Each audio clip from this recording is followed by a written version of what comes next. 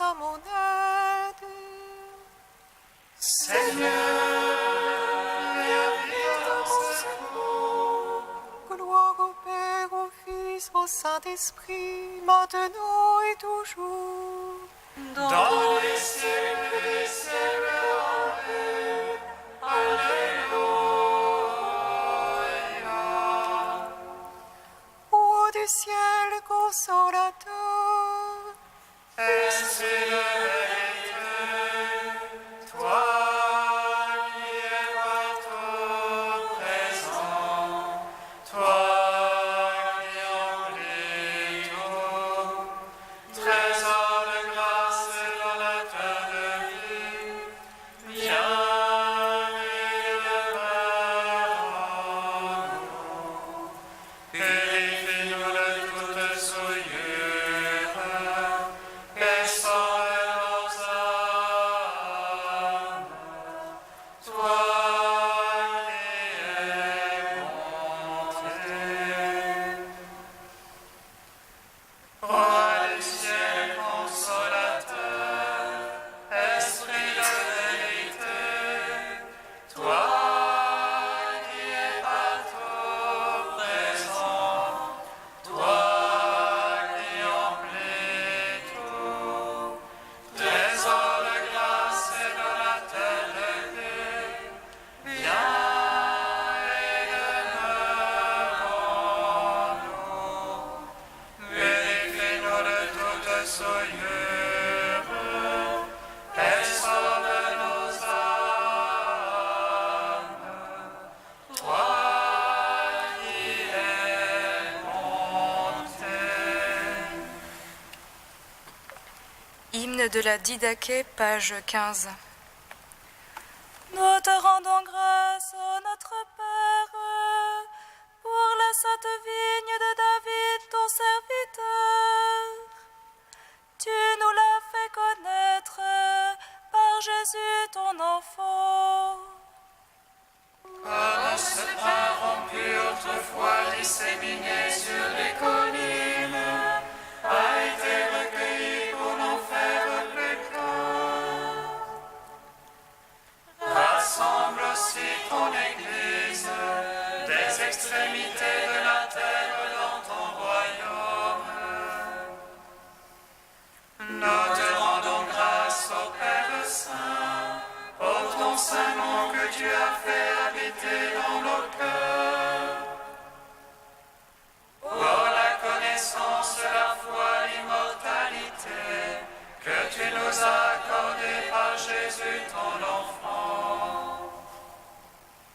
C'est toi, Maître Tout-Puissant, qui as créé l'univers à la louange de ton nom. Tu as donné aux hommes la nourriture et le breuvage pour leur joie, afin qu'ils te rendent grâce. Souviens-toi, Seigneur, de délivrer ton Église de tout mal et de la parfaire dans ton amour. Rassemble les quatre vents l'Église que tu as sanctifiée dans le royaume que tu lui as préparé. Hosanna à la maison de David, celui qui est saint qu'il s'approche. Celui qui ne l'est pas qu'il fasse pénitence. Maranatha, viens Seigneur Jésus. Psaume 118, strophe 11. sans fin, je cherche ton salut, car j'espère en ta parole.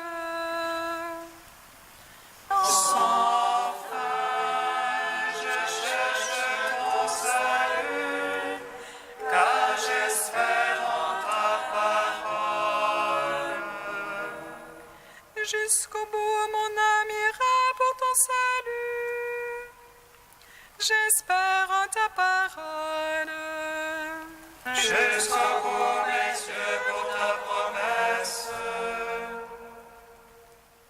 Quand m'auras-tu consolé?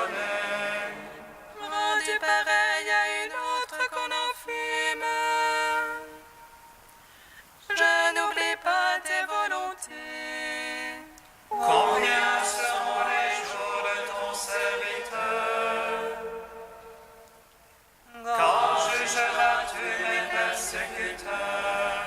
Des superbes me creusent des fosses à l'encontre de ta loi. Vérité, nous désordres le moi. Quand le mensonge me persécute, On viendrait à bout de moi sur terre, sans que je laisse tes préceptes. selon ton amour, vérifie-moi. Je garderai ton témoignage. Gloire au Père, au Fils, au Saint-Esprit, par les siècles des siècles. Amen. Sans fin, je cherche ton salut, car j'espère en ta parole. Psaume 19. Gloire à toi, Seigneur des puissances. Gloire à toi, ô Christ notre roi. Gloire à toi, Seigneur des puissances. Gloire à toi, ô Christ notre roi. Qu'il te réponde le Seigneur au jour d'angoisse. Qu'il te protège le nom du Dieu de Jacob. Des sanctuaires qui t'envoient le secours. Qu'il demeure ton soutien depuis Sion. Il se rappelle toutes tes offrandes. Ton holocauste qu'il le trouve savoureux. Qu'il te donne selon ton cœur. Et toutes les saints qui les secondent. Que nous crions de joie dans ton salut. Qu'au nom de notre Dieu nous pavoisions. Que le Seigneur accomplisse tes requêtes. Toutes tes prières qu'il les exauce. Maintenant je connais que le Seigneur donnera le salut à son Christ. Tes cieux de sainteté lui répondent. Par les gestes sauveurs de sa droite. Aux uns les chars, aux autres les chevaux. À nous d'invoquer le nom de Dieu. Feuille pluie tombe. Nous debout nous tenons. Seigneur, sauve le roi. Réponds-nous au jour de notre appel. Gloire au Père, au Fils, au Saint-Esprit. Par les siècles des siècles. Amen. Gloire à toi, Seigneur des puissances. Gloire à toi, ô Christ notre roi. Psaume 20. Seigneur, ta force réjouit le roi. Combien ton salut le comble d'allégresse. Tu lui as accordé le désir de son cœur. Tu n'as point refusé le souhait de ses lèvres. Car tu l'as prévenu de bénédiction de choix. Tu as mis sur sa tête une couronne d'enfant. Tu lui as accordé la vie qu'il demandait, longueur de jour encore et à jamais. Grande gloire lui fait ton salut. Tu as mis sur lui le faste l'éclat. Oui, tu l'établis en bénédiction pour toujours. tu le réjouis de bonheur près de ta face. Oui, le roi se confie dans le Seigneur, la grâce du Très-Haut regarde les faux pas. Ta main trouvera tous tes adversaires, ta droite trouvera tous tes ennemis. Tu feras d'eux une fournaise de feu au jour de ta face. Le Seigneur les engloutira dans sa colère, et le feu les avalera. Leur fruit tu l'ôteras de la terre, leur semence d'entre les fils d'hommes. Ont-ils tramé le mal contre toi, mais mis leur plan, ils n'auront pas le dessus. Oui, tu leur feras tourner le dos, contre eux tu banderas ton arc. Lève-toi, Seigneur, dans ta force, nous chanterons, nous jouerons pour ta vaillance. Rendons gloire au Père Tout-Puissant, à son Fils Jésus-Christ le Seigneur, à l'Esprit qui habite en nos cœurs, pour les siècles des siècles. Amen. Gloire à toi, Seigneur des puissances, gloire à toi, ô Christ notre Roi. Prière de Salomon, page 254. Seigneur Dieu d'Israël, tu es notre Dieu l'unique. Aucun autre Dieu pareil à toi, ni dans les cieux, ni sur la terre. Toi qui es fidèle à l'alliance, et garde bienveillance à notre égard. Si nous marchons de tout notre cœur, comme de fidèles serviteurs devant toi. Écoute la supplication de ton serviteur et de ton peuple Israël lorsqu'ils prieront en ce lieu. Toi, écoute du lieu où tu résides, écoute mon appel, bénis et pardonne. Quand Israël revient à toi, loue ton nom béni et saint. Prie et supplie vers toi dans le temple, toi écoute et pardonne son péché. Écoute au lieu où tu résides, éprouve le repentir des consciences.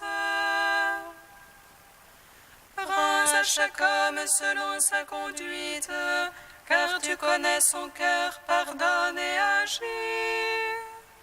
Que tes yeux soient ouverts sur la supplication, écoute tous les appels lancés vers toi. Car c'est toi qui les as mis à part, parmi tous les peuples et sont ton héritage. Béni soit le Seigneur Dieu, il a accordé le repos à son peuple Israël. Que Dieu soit avec nous comme jadis avec nos pères, qu'il incline nos cœurs vers lui. Tous les peuples de la terre seront instruits, ils sauront que le Seigneur seul est Dieu. Il n'y en a point d'autre comme lui, et nous observerons ses lois et ses commandements. Rendons gloire au Père Tout-Puissant, à son Fils Jésus-Christ le Seigneur, à l'Esprit qui habite en nos cœurs, pour les siècles des siècles. Amen.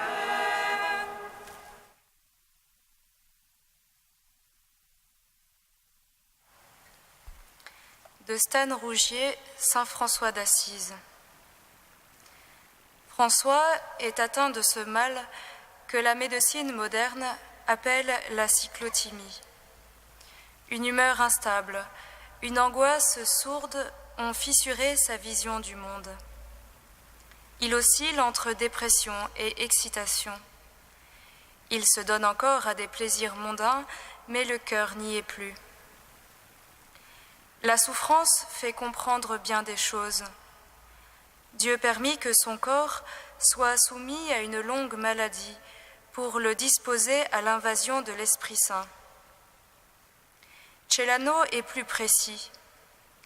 Voilà donc un homme que sa juvénile ardeur plonge dans la fièvre du péché.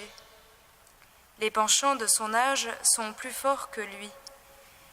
Il jette sa gourme, mais Dieu, à l'improviste, vient le frapper, ou plutôt le caresser, et travailler d'abord au redressement de sa conscience égarée, en brisant son âme par l'angoisse et son corps par la souffrance, selon la parole du prophète, « Voici que j'obstrue de ronces ton chemin, et par un mur je barre ta route. » Longuement travaillé par la maladie, l'obstination des hommes dans le mal ne cède guère que devant la souffrance.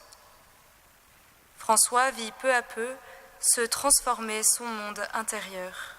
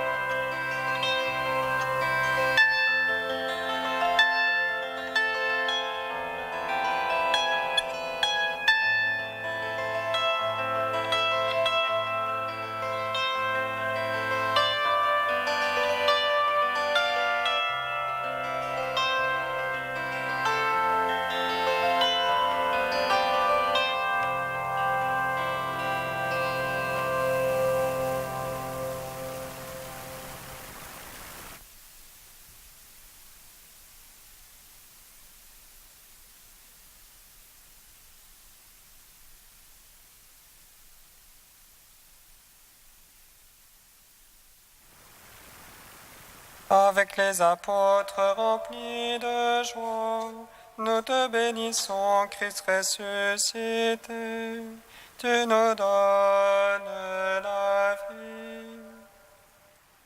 Avec les apôtres remplis de joie, nous te bénissons, Christ ressuscité. Tu nous donnes la vie. Pour nous confier l'Évangile, Dieu nous a mis à l'épreuve, si bien que nous parlons pour plaire non pas aux hommes, mais à Dieu. Avec les apôtres remplis de joie, nous te bénissons, Christ ressuscité. Tu nous donnes la vie. Lecture de la première lettre de Saint Paul apôtre aux Thessaloniciens. Frères, vous le savez bien vous-même, notre venue chez vous n'a pas été inutile. Nous venions de souffrir et d'être insultés à Philippe, comme vous le savez. Nous avons cependant trouvé en Dieu l'assurance qu'il fallait pour vous annoncer au prix de grandes luttes l'évangile de Dieu. Et quand nous vous exhortions, nous n'étions pas au service de doctrines fausses, nous n'avions pas de motifs impurs, nous n'agissions pas par ruse. En effet, pour nous confier l'Évangile, Dieu nous a mis à l'épreuve. De même aujourd'hui, il continue de mettre notre cœur à l'épreuve, si bien que nous parlons pour plaire non pas aux hommes, mais à Dieu. Jamais, vous le savez, nous n'avons eu un mot de flatterie, jamais de motif intéressé, Dieu en est témoin. Jamais nous n'avons recherché les honneurs, ni auprès de vous, ni auprès des autres hommes, alors que nous aurions pu nous imposer en qualité d'apôtres du Christ. Au contraire, avec vous, nous avons été pleins de douceur, comme une mère qui entoure de soins ses nourrissons. Ayant pour vous une telle affection, nous voudrions vous donner non seulement l'évangile de Dieu, mais tout ce que nous sommes, car vous nous êtes devenus très chers. Gloire à toi, ô Dieu vivant, gloire à toi. Gloire à toi, ô Dieu vivant, gloire à toi.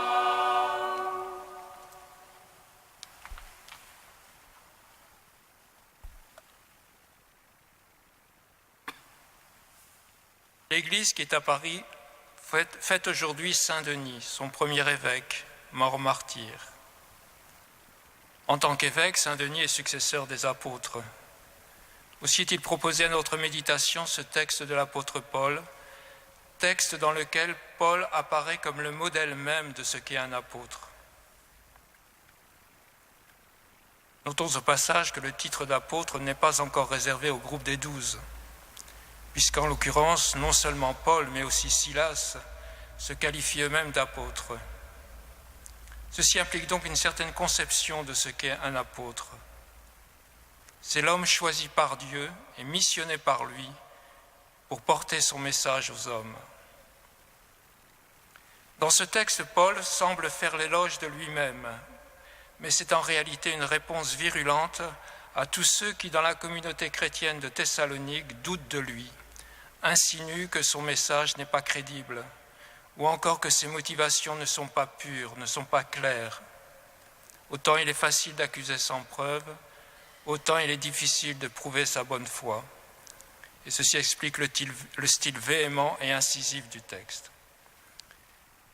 Deux grands traits apparaissent dans ce texte. D'une part, l'annonce de l'Évangile, et d'autre part, la gouvernance des communautés. Pour l'annonce de l'Évangile, nous avons trouvé en Dieu l'assurance qu'il fallait pour annoncer au prix de grande lutte l'Évangile de Dieu. L'assurance, certains traduisent par la hardiesse. Paul et Silas avaient rencontré précédemment la persécution et de grandes souffrances. Ils avaient fait un séjour en prison. Cela ne les a pas retenus d'annoncer l'Évangile et de poursuivre leur route missionnaire. Mais ce n'est pas en eux qu'ils ont trouvé l'assurance, la calme audace de continuer. C'est en Dieu même, parce que c'est lui qui les a envoyés. Pour avoir une telle assurance et pour proclamer l'Évangile au prix de grandes luttes, il fallait vraiment avoir conscience d'être envoyé et croire en sa mission. Jamais des gens payés pour accomplir une telle tâche n'auraient trouvé une telle force. Il est simple d'avoir de l'assurance quand les circonstances sont faciles. Mais qu'en est-il quand nous avons à rencontrer la raillerie et l'opposition ? Mettons-nous bien dans la tête que nous n'avons pas à rougir de l'Évangile. Retenons que ce qui est fondamental, c'est notre authenticité. Celle-ci est plus parlante que tous les discours. Même si nous ne nous sentons pas capables d'une telle assurance, n'oublions pas que Dieu ne choisit pas ses apôtres en fonction de leurs capacités dites naturelles. C'est lui qui, à travers les épreuves de la vie, nous rend aptes à telle tâche ou à telle mission. Ce que nous devons annoncer, ce n'est pas n'importe quel message, c'est l'Évangile de Dieu. Si cette pensée donne courage, elle montre aussi la responsabilité de celui qui annonce. Paul était profondément conscient que Dieu lui avait confié l'Évangile. C'est pourquoi il se sentait responsable de ce qu'il disait non devant les hommes, mais devant Dieu. Sa seule motivation était d'obéir à Dieu. Humainement parlant, il n'avait rien à gagner dans cette mission. Il était parfaitement désintéressé. Le deuxième aspect du texte porte sur la gouvernance des communautés, le rôle du pasteur ou du berger. Alors que nous aurions pu nous imposer en qualité d'apôtres du Christ, Avec vous, nous avons été pleins de douceur, comme une mère qui entoure ses nourrissons. On voit l'opposition des deux termes, imposer, douceur. Dans les textes grecs, ce sont en général des personnes en situation de responsabilité ou d'autorité auxquelles se rapporte le mot épios que nous traduisons par doux, affable. Cette douceur, sans exclure la fermeté, s'oppose à la tyrannie, à l'autoritarisme. La foi ne s'impose pas par la force, ni par la violence. Elle est adhésion à une proposition. Si l'apôtre a une autorité, ce n'est pas la sienne, il n'est que le vecteur de l'autorité de Dieu. Celle-ci est souvent comparée à l'autorité paternelle, mais ici, dans ce texte, elle est assimilée à l'autorité maternelle.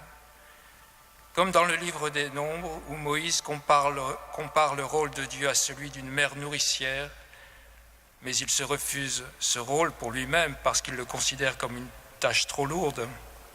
Selon Paul, au contraire, les apôtres doivent assumer cette tâche. La tâche d'un fondateur d'Église manifeste aux nouveaux croyants la sollicitude même de Dieu envers son peuple nouveau-né. À travers la tendresse des apôtres, c'est celle de Dieu lui-même qui est à l'œuvre. De même, la sollicitude de Dieu pour chaque homme passe par nous. Et pour répondre à la question de Caïn, oui, nous sommes les gardiens de nos frères. Ce qu'il faut retenir de ce texte, c'est que les saints et les bienheureux ne sont pas nés tels. Paul en est l'exemple même. Mais ils ont accueilli la grâce et coopéré à l'action de Dieu. Souvent entraînés dans les turbulences de la politique ou les troubles de la société, ils ont mené une vie authentique et sans faux compromis. Ils nous enseignent que la vie spirituelle est une école et une course d'endurance. Ils nous enseignent aussi que la tendresse et l'amour de Dieu pour les hommes passent par nous. C'est pourquoi nous pouvons dire que l'amour est l'autre nom de la sainteté.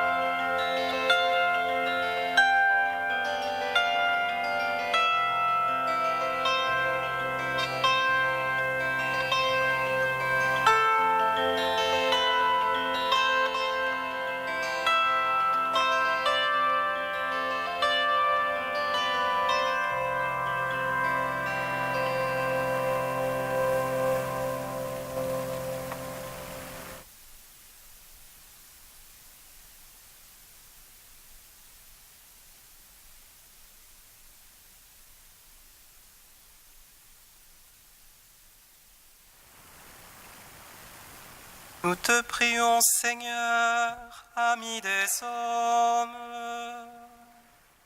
Nous te prions, Seigneur, ami des hommes. Pour l'Église universelle qui conduit nos âmes au salut, pour notre pape François, le collège des évêques, pour tout ton peuple, Seigneur, nous te prions. Nous te prions, Seigneur, ami des hommes. Pour l'Église française, ses pasteurs et ses fidèles, pour nos évêques, pour notre diocèse de Paris, Seigneur, nous te prions. Nous te prions, Seigneur, ami des hommes. Pour l'Église que tu rassembles ici à Saint-Gervais, pour tous ceux qui en ce lieu te prient et te louent, pour tous ceux qui célèbrent la liturgie. Seigneur, nous te prions. Nous te prions, Seigneur, ami des hommes. Ô Dieu saint, ô Dieu fort,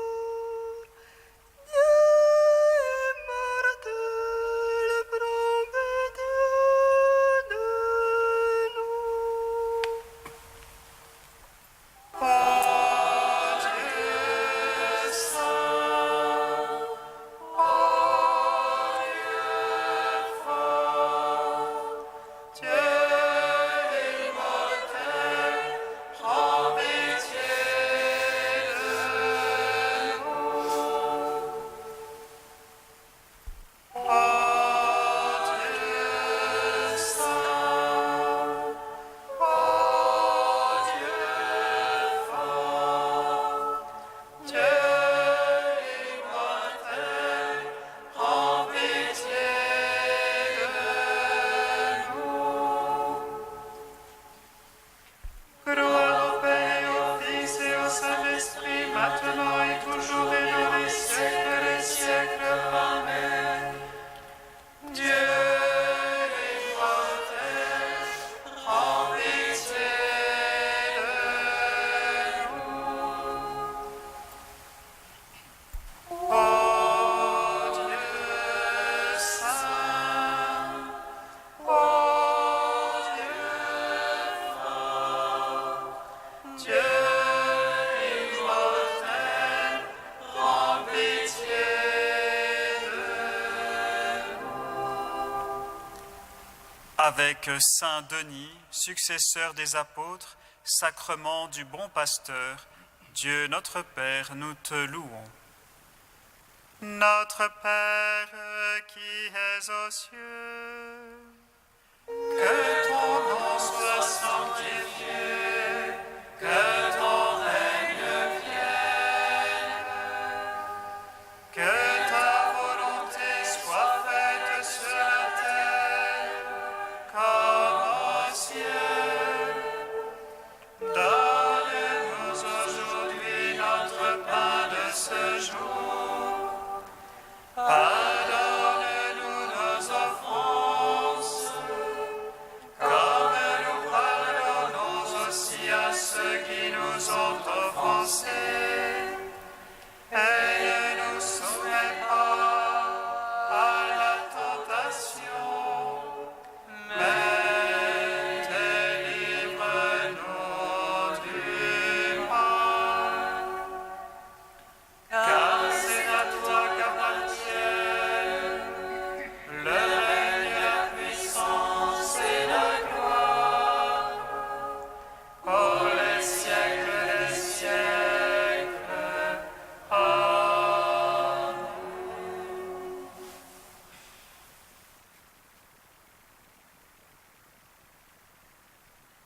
Dieu de miséricorde, par la prédication de l'évêque Saint Denis, tu as appelé nos pères à la foi. Accorde-nous à sa prière de marcher dans la vérité de l'Évangile afin de parvenir jusqu'à la splendeur de ta gloire. Par Jésus-Christ, ton Fils unique, notre Seigneur et notre Dieu, qui vit et règne avec toi et le Saint-Esprit, maintenant et pour les siècles des siècles. Bénissons le Seigneur. Nous rendons grâce à Dieu. Amen. Louange à nos Sainte Marie, qu'elle serait la mère du Sauveur. Et conçue de l'Esprit Saint, réjouis-toi, Marie, pleine de grâce, le Seigneur est avec toi. Tu es bénie entre les femmes et le fruit de ton sein est béni. Voici la servante du Seigneur.